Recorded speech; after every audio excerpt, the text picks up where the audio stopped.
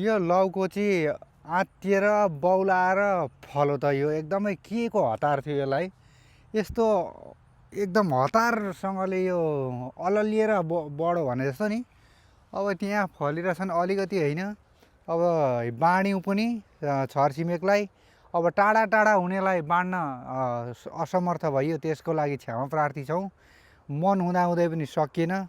तर अब बारीमा राम्रै छ नि त होइन। अब त्यहाँ उहाँ हेर्नु, अब सानो चिचिल्लाहरू लागेको छ, हातले देखाउनु हुँदैन कि कसो के पर्यो होइन।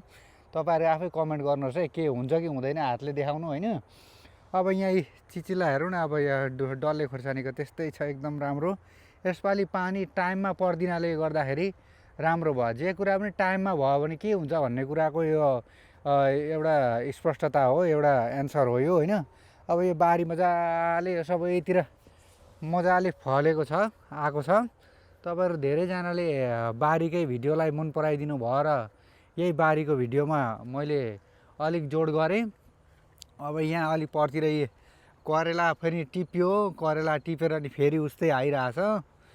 अनि तपाईँहरू कहाँबाट हेर्दै हुनुहुन्छ, के गर्दै हुनुहुन्छ त्यो पनि भन्नु होला।